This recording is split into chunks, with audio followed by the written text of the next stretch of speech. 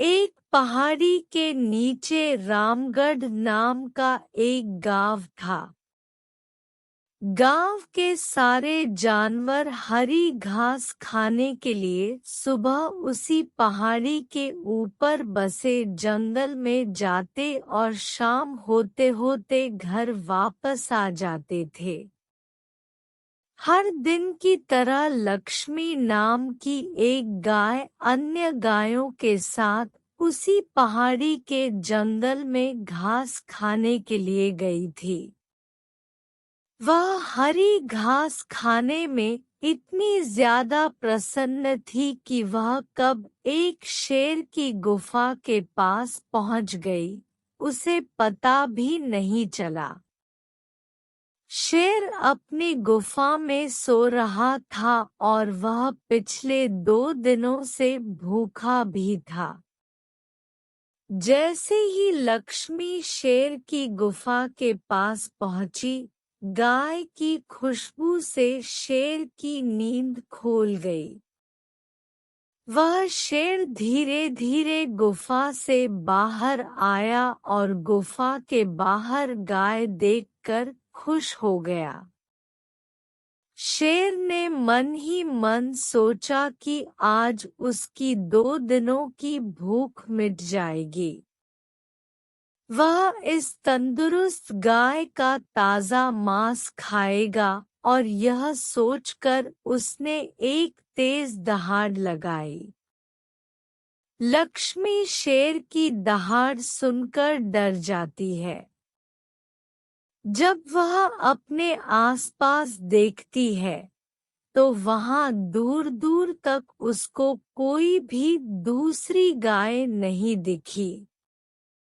जब वह हिम्मत करके पीछे मुड़ी तो उसे सामने शेर खड़ा हुआ दिखाई दिया। उस शेर ने लक्ष्मी को देखकर फिर से दहाड़ लगाई है और लक्ष्मी से कहा, मुझे 2 दिनों से कोई शिकार नहीं मिल रहा था, मैं भूखा था। शायद इसलिए भगवान ने मेरा पेट भरने के लिए तुझे मेरे यहाँ पर भेजा है। आज मैं तुझे खाकर अपनी भूख मिटा लूंगा। शेर की बात सुनकर लक्ष्मी डर जाती है। वह रोते हुए शेर से कहती है, मुझे जाने दो, मुझे मत खाओ। मेरा एक छोटा बच्चा है जो अभी सिर्फ मेरा ही दूध पीता है और उसे घास खाना अभी तक नहीं आया है। लक्ष्मी की बात सुनकर शेर हंसते हुए कहता है, तो क्या मैं अपने हाथ में आए शिकार को ऐसे ही जाने दूं? मैं तो आज तुझे खाकर अपनी 2 दिनों की भूख मिटाऊंगा। शेर के ऐसा कहने पर लक्ष्मी उसके सामने रोने लगी और विनती करते हुए कहती है कि आज मुझे जाने दो। मैं आज अपने बछड़े को आखिरी बार दूध पिला दूंगी और उसे बहुत सारा प्यारा करके कल सुबह होते ही तुम्हारे पास आ जाऊंगी। फिर तुम मुझे खा लेना और अपना भूखा पेट भर लेना। शेर लक्ष्मी की यह बात मान जाता है और धमकी देते हुए कहता है कि अगर कल तू नहीं आई तो मैं तेरे गांव आऊंगा, फिर तुझे और तेरे बेटे दोनों को खा जाऊंगा।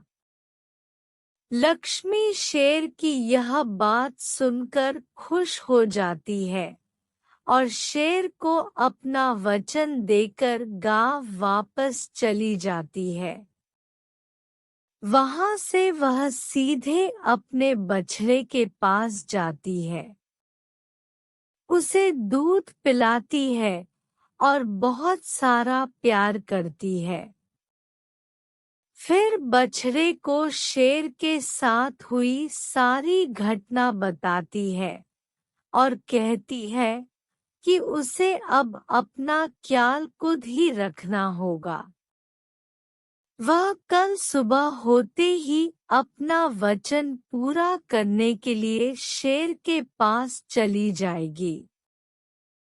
अपनी माँ की बातें सुनकर बछड़ा रोने लगता है।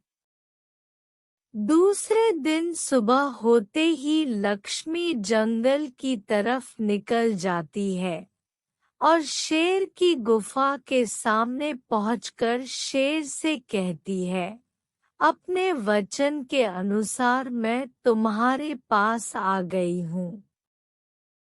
अब तुम मुझे खा सकते हो।